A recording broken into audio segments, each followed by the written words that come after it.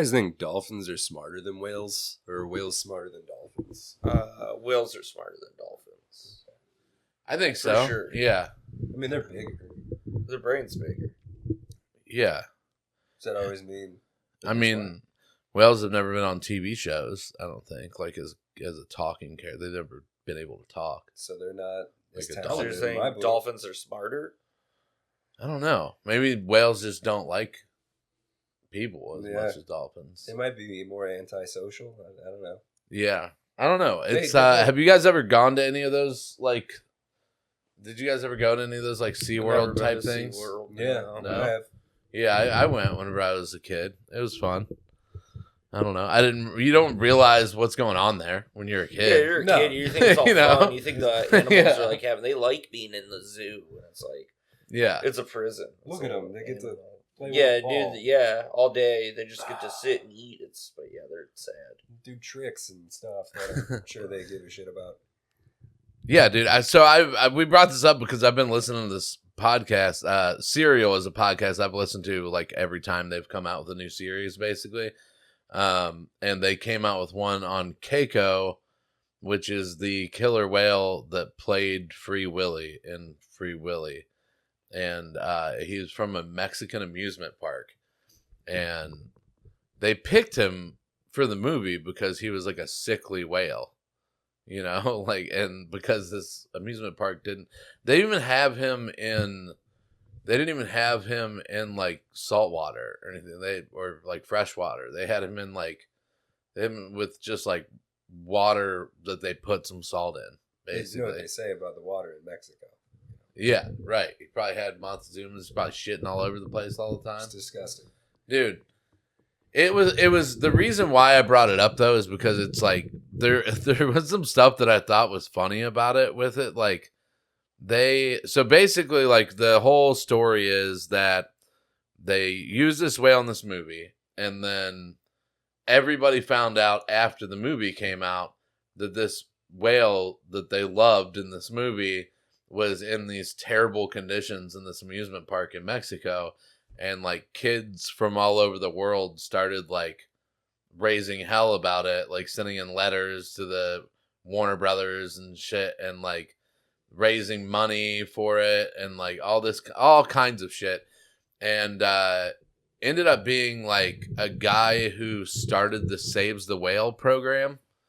They got to come in and try to save this Keiko whale. Yeah.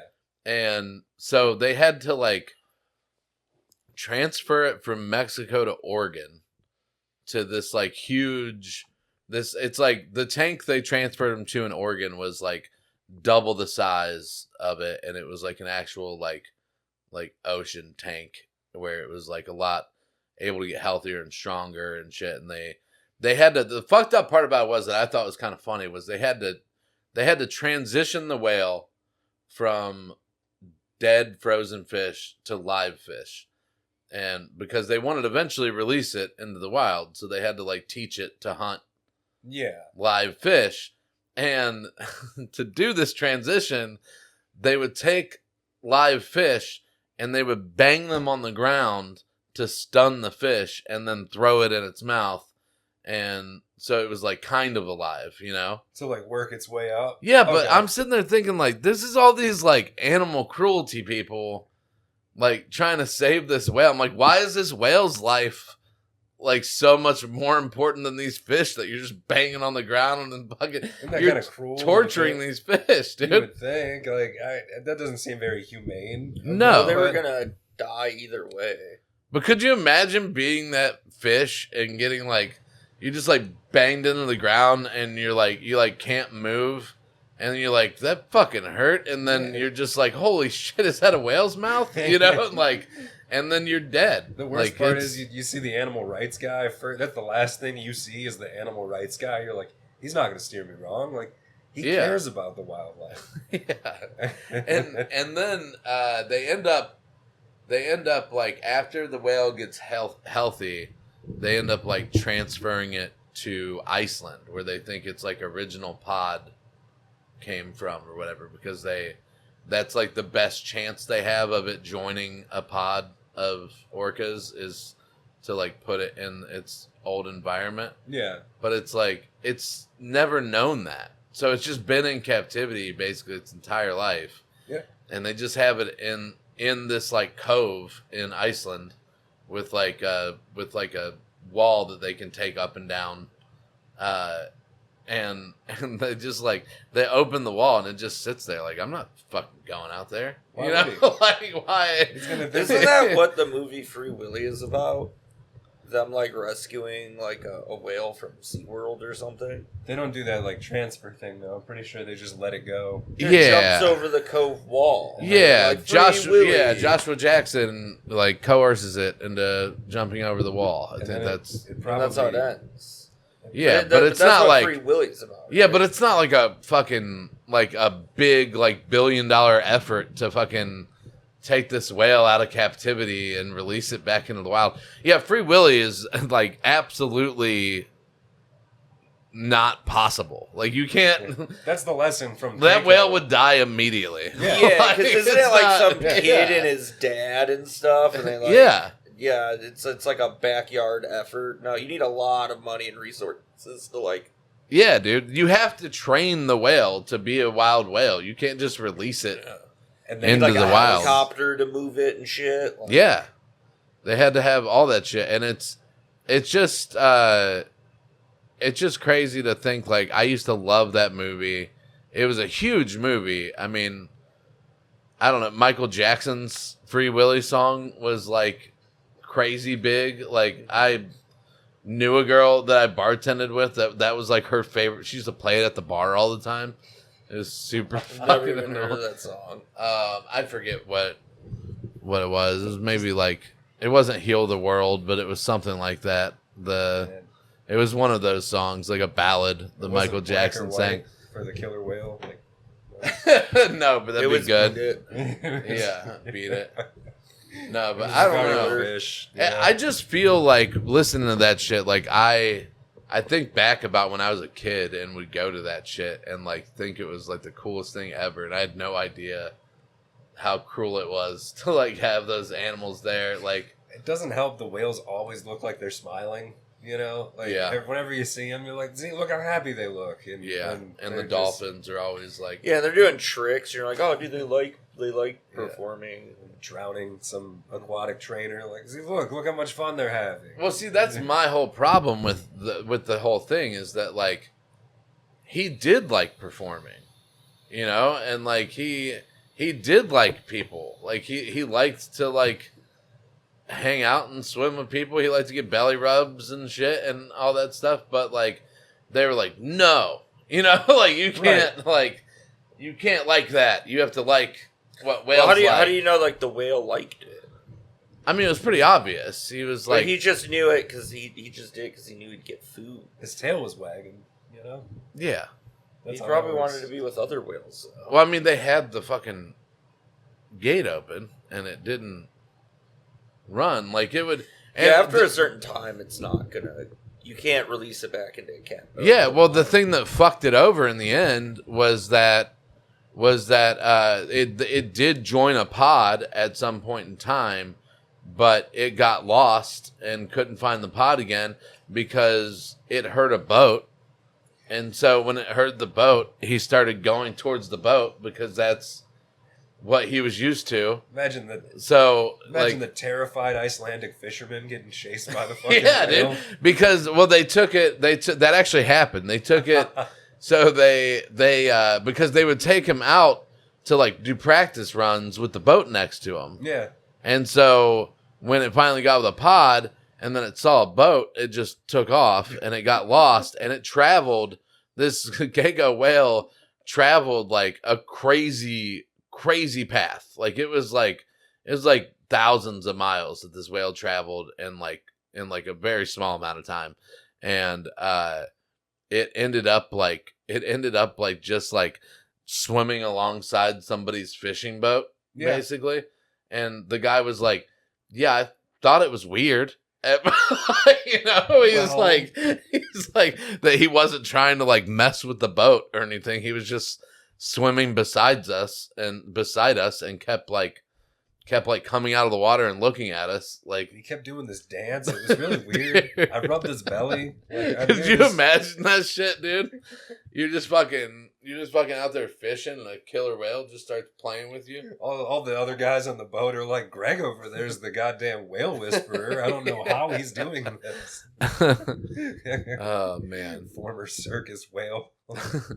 Yeah, I want to go back and watch that movie. I bet it doesn't hold up. Yeah, well, now that we analyze it from this angle, we're going to be like, this is actually really problematic. Yeah, but even like, I bet the acting and stuff is real bad too. It's not like the whale really carried the performance. Honestly, he's the one that should have got the Golden Globe.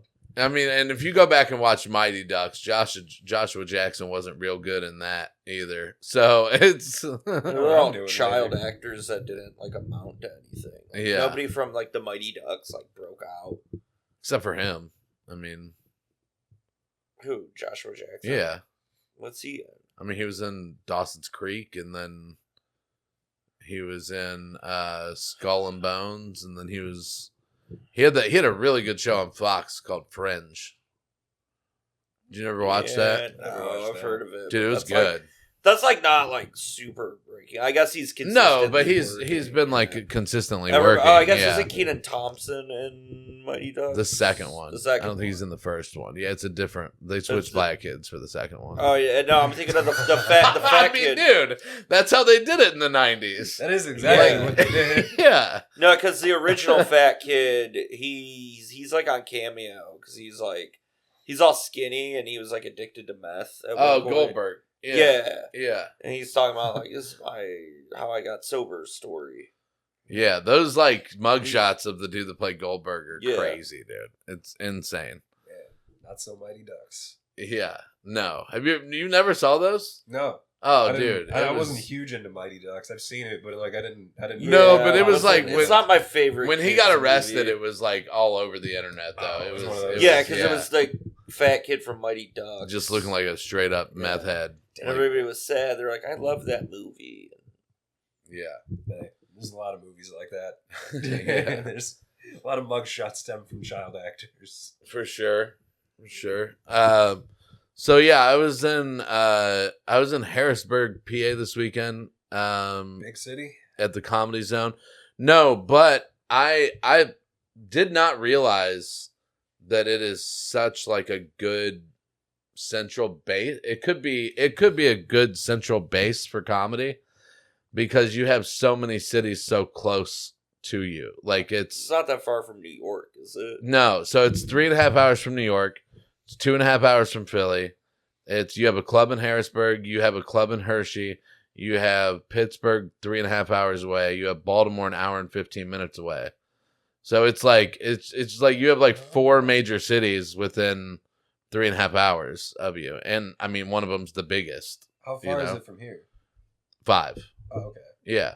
So it's not crazy. It's not that bad from here, and it's like I don't know. I think it would be a pretty cool place.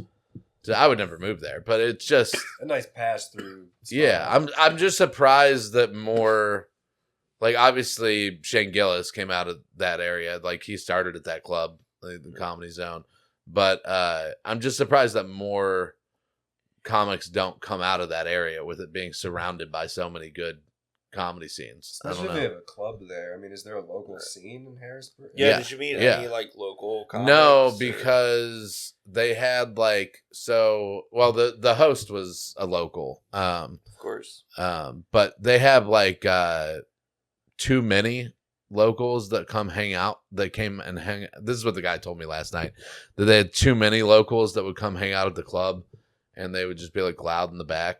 So they don't let them hang out anymore. They started charging them half price for tickets, so they don't come hang out anymore as much. But yeah, you should. I don't know. You should just not book the ones that talk all the fucking like. That's the. Yeah, I mean, just make it to where you only let the ones in for free that work. You know, yeah. I mean that's fair. Yeah, they probably do. Like the regulars, I doubt they charge right. regulars at work. 2 or 3 times a month. But it's also, I don't know how it would be to have like your local club be a chain like that. Like that's because the booker isn't at that club. So that's a problem. Yeah. I mean, so yeah, then they couldn't just not book the people that talk all the time because right. the booker's not there to know. And yeah, the booker's in Charlotte, the Charlotte Comedy Zone. That's always crazy to me that like a booker could not be there and still just book regularly for that. Yeah, I mean, they get like recommendations from the managers or whatever, and like they still like pay attention to what's going on in the comedy scene and shit. But yeah, there's a lot of clubs that do that. There's Brick Entertainment has like 6 clubs that are all over the country. Like, I don't know, like there's I think the person who books that is in Louisville, and they have a club in Tacoma, Washington. So, you know, like it's, yeah. I mean, there's no way he's getting out there very often. No. You know? Just how chains work, I guess. Yeah, but I don't know. I just thought it was a cool place, and I would like to go there in like the spring or fall whenever you can like go check out all the Hershey shit. Like, yeah, that'd be fun. It'd be cool because it's only like 20 minutes from Hershey. Yeah. Yeah. That'd be a lot of fun. But yeah, it's a cool club, and I don't know. They only have the one club. Yes, okay. They have one club there, and then they have a club in Hershey, I think, which maybe it was like 30 minutes from Hershey to where we were at. But yeah. Either way, it's not bad, dude. I mean, and that club was awesome. It was a perfect setup. Like all their tables are arranged horizontally. Okay. So it's like everybody's facing forward. There's no like people sitting behind each other at the same table, so they're not like leaning up to talk to each other and shit. You know, it was a pretty cool setup. It's super loud in there with like easy to get good audio and shit. Plus I've never seen a place like that where like it's like a bar, restaurant, club / hotel. Like that is weird. Yeah. So it's like a hotel connected to the comedy club? Yeah, so like when you walk what out, what hotel is it? Is it like a chain or just no? like... It's just that restaurant's hotel or whatever. So like it's all owned by like one person. Yes. Okay. So when you walk out, of the comedy club's owned by it's like affiliated with the Comedy Zone at least. I mean, okay. The Comedy Zone does the booking for it. I don't know how the ownership works, but it's like when you walk out of the comedy club, if you go straight, there's like a billiards room with like pool tables and the air hockey and shit like that. If you go left, it's like the bar and restaurant area. And then if you go to the right, it's like the rooms for the hotel. And the rooms, nothing to write home about, but clean. They're clean. Yeah, there you go. And I was talking to the guy. I was talking to the one guy yesterday, and he was telling me about them remodeling the rooms, and I was like, okay. And he was like, yeah, we they just remodeled the like 2-3 years ago. They just remodeled 4 rooms, and those are the rooms we use for the comedians. And I was like, okay, that's cool. You guys get like, but I feel bad for the other people. Back to your room. Yeah, dude. Well, because he said they had it, nobody would stay there because it was like none of the comedians would stay there. It was so bad. Yeah. That's pretty. I mean, it had to have been pretty bad, dude. I mean, honestly, I've had rooms on the road where I'm like, I'll sleep in the car, dude. You know, like I'm not doing this. Like I get that. It's just, I mean, if it's like a stay, I get weird. If you get a clean room, dude, that's all you can ask for on with that shit. Like, man, I don't know. I remember when Red Roof Inn used to be like a decent chain, and shit, and it's not anymore, dude. Like you could get a hotel room there for like $56 a night. Yeah, they're gross. Yeah, dude. Yeah, it's like the opposite of Motel 6, whereas like Motel 6, same thing as like this place was like. It's nothing special, but it's going to be clean. Like, you know it's going to be clean. And it's like maybe 20% of the time you get a bad Motel 6. But it's like with Red Roof Inn, it's like maybe 20% of the time you get a decent Red Roof Inn. Like for me, they're like real hit or miss. Like I stay at some like every now and then that are just like recently remodeled and they're super like nice compared to the outside of the place and like the area they're in. Yeah. Or they're like, no, it's pretty much exactly what you think. I mean, dude, my thing is with hotels, motels, whatever on the road, like you look at the reviews and you go straight to the 1-star reviews and if there's no 1-star reviews that mention bed bugs, then you're good. Like that's like that's know, it. Man. I've Like- been burned the last like 3 times. I've stayed at like big chain places where I go in and immediately I tear the bedding off, look at the sheets, make sure it's not fucking gross. 'Cause Yeah. I don't want to deal with this later. No, I like- still check. I'm just Oh, saying, yeah. like normally if somebody gets bed bugs, they're gonna write a review. You know what I mean? Yeah. Like it's I stayed in Louisville not too long ago, and there's like an assembly of hotels right by the airport, and I chose the one that had the highest rating and no 1-star reviews, and went in there, and there was stained up sheets, and then Really? and then I went to the manager, and I was like, hey man, the bedding's all stained up. Can you guys like redo the bedding? Can I get a different room, like something? And he just hands me a comforter. He's like, oh, here you go. And I'm like, oh, fucking thanks. No, man, can I just get a different room? And then got an entirely different room. Luckily, that one was fine. But still, I'm Did like, you get bed bugs? I'm like 3 for the last 3 that I've gone to where like the bedding's been gross. ugh. And yeah, it's a He's like, dude, it's like I'm on the bed and breakfast chain now. I'm starting to like gamble on bed and breakfast, and so far, man, they've been fantastic. I think Nice. that's the new way to go. yeah. Well, yeah, that's like easier to keep clean than like some big hotel where it's like you have like hundreds of people coming in every day. Oh yeah, and Then it's like a bed and oh, breakfast that probably has like 12 rooms At It's- most. Yeah. And then everything's just a lot nicer. So that's the move. I'm on Are they board. more expensive? No, honestly, everyone I've found has been either like comparable to a hotel or like way cheaper. Is it? But is it like the stereotypical bed and breakfast where it's like, yeah, this is me and my husband. We live here. Breakfast is at 8. I've seen some of those, but the That last always seems creepy. one I stayed at was called the Pepin Mansion, and Yeah. I could not figure out why this like ancient ass like castle looking place was only charging like $110 a night. And we ended up staying there. The rooms were fantastic. Where was this? This was right outside of Kentucky. This was near West Point. I was only like 35 minutes away. But fantastic place. Food was awesome. Even in the morning, like other people were like, we can't figure out what the deal is, why this is only like $110. Super nice neighborhood. So ever since then, I'm like, dude, coming off of like the stained mattress scenario, going to that, I'm just gambling. When you go to the front desk and you're like, yeah, my sheets have stains all over them. And they're like, what room are you in? And you're like 232. He's like, oh yeah, my bad. That's the bed bugs room. We'll give you keys. Gross. Another. How about I just leave? Well, hotels by the airport. Those are just hotels you take a prostitute to and do drugs in. I guess no one told me that. There's Yeah. a bunch of It's them a over there, and this was Little like, travel tip for you. all the stars were good. The reviews were pretty good. Like, That's I don't a know. Yeah. hotel you take a prostitute in. Never again, Do a man. bunch of coke and meth, and then you get on a plane. I want to take my I- prostitute to a Leave her clean OD. hotel. I'm with you though. With hotel. I've never stayed at a bed and breakfast, but I've always had good luck with Airbnbs. I've never had a bad Airbnb. Yeah. I mean, you just have to. I've also never stayed at an Airbnb that wasn't a super host. Like that's. What's a super host? It's like they only get like I think it's 4.8 stars or better. Like that's. Yeah. So yeah. The Amazon Yeah. choice of Yeah, it's like No. when you're shopping on eBay. Like I had a weird like yeah, Airbnb when we went to. I don't know if it was an Airbnb because I didn't book it. I booked a cabin at like Put-in Bay, or like our friends did. I didn't book it, so I don't remember like what it was. It could have just been like through like a website, but I'm pretty sure it was an Airbnb. But like the guy that owned it was like there, like staying at like on another part of the property.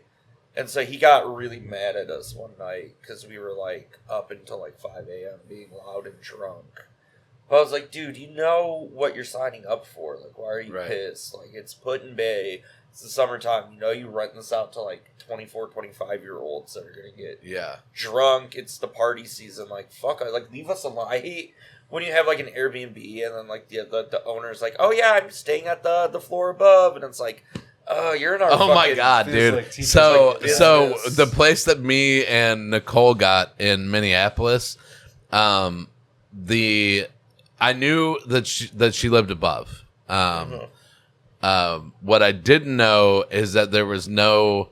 Basically, you walked in to the basement, and your suite was in the basement, and it was really nice.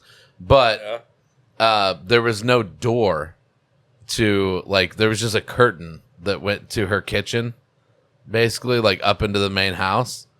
And not only that, but the floors were so thin and she had a kid. And so at like 7 o'clock in the morning, you just heard like all fucking day, just this kid just running back and forth through the house. And I was like, this fucking sucks, dude. That was like that in New York too, at our Airbnb. It wasn't that bad. Well, maybe with you guys because you're in the living room, but I was in the living room, and it would wake me up every morning. You would just hear like a 4. You knew it was like a toddler just running back and forth. I was like, fuck. Yeah, I was in the far bedroom, so I didn't hear it. But yeah, dude, that sucks when you have that shit. I just don't like people that I don't know, like that close to my space. Yeah, Nicole, like lurking around. Nicole was not chill with it. Nicole was like, "This is scary. Like this woman could just come down here and murder us." Fucking barbarian. And especially if the only thing keeping her out is a fucking curtain. Right. And so Nicole had there was like a little kitchen set up in the basement. And there's like a knife set, and Nicole took like the biggest knife out of the set and just like laid it on the nightstand next to her bed. I was like, "Wait, you gonna fucking stab her with it?" Stab her several times. You're gonna wake up from that's the thing. Like people don't understand. Like, a knife. Unless you know what you're doing with the knife, it's not gonna do anything. Like, right? How many stories? It takes like a lot. Like you'll cut somebody, but it takes a lot to like fucking like go through with like a lethal blow of a knife. And it's not going to be instant. You're not going to immediately stop somebody. Like they so Nicole's like 100 pounds. Yeah. Well, I guess it's another lady, so but maybe she was 100 pounds. Yeah, I mean, she I guess has it'd be kid, even, so even. But if it was like a man, it's like they would just take that. Or like, how do you better yet? Like flip the roles. You're like, how do you just have a curtain and you rent your place out to strangers and you have this kid? Yeah, she's definitely a creep. What if this kid runs down there and like is hanging out with the strangers and gets abducted? Yeah. Shit. Stolen. Nicole left a day early, right? So I stayed like an extra night. And I did see the lady who lived upstairs pop up on my hinge. Did you hit it? I tried. She didn't match with me. She must not like. You should have just went upstairs and been like, "Hey, shot your shot. What are you doing?" Yeah, that probably would have gotten me arrested or something. Oh, sorry, I noticed the curtain was open. I was just... John's getting a 1-star. Yeah, Airbnb now. yeah. What's up? No, it was weird, but I was like, who knows? You know, maybe she was a hippie chick, which is my thing. How old was she? I have no idea, but she was like, everybody in that area of Minneapolis were like real hippie. Like none of them mowed their grass or anything. You know, it was like those type of people that like. She didn't shave. No, they're actual grass. Okay. Yeah. They're hippie chicks. Brandon wants to know about her beaver. Exactly. That was on the last episode, Jimmy. Fucking pervert. But yeah, he keeps calling it beaver, and I think it's gross. I've never once called it that. He's like, "What's her carpet like?" I'm like, "Brandon, do you have some fucking dignity? What are you some talking rapport? about? No. Fucking treat some women with respect." That's disgusting. Stop referring to it as beaver. I would never use those words. I'm just glad Jimmy's attacking you instead of me this episode. It's a nice change of pace. It is a nice change of pace, dude. Yeah, real quick, because we're almost done. Celebrity that you would erase their wrongdoing. Artists. Problematic artists. Yeah, problematic artists. I'm gonna go with Hitler. Damn it, that was mine. Jesus Christ, you guys don't take anything seriously. What, dude? It wasn't even my topic, and I'm. He's a problematic artist. He did a lot of things. He painted good landscapes. But I really like his pictures of German Shepherds, and I wish I could appreciate his art with people being like, "Did you hear about the Holocaust?" All right, close second. John Wayne Gacy. Okay, decent painter. So we're saying that you wish they never did the thing. The thing like you would erase their transgressions to appreciate, so you can appreciate their art guilt free. Oh, then it's Louis C.K. For sure, 100%. That's fair. Like 100%. I just think there's like worse things done by other artists that maybe. Yeah. No, like I got rid of the Holocaust. I agree. Well, yeah, but Hitler's art wasn't good. But okay, it wasn't a hard take, but it wasn't Mr. Art Snob over here. But he was my favorite comic, and Hitler or Louis C.K. Both.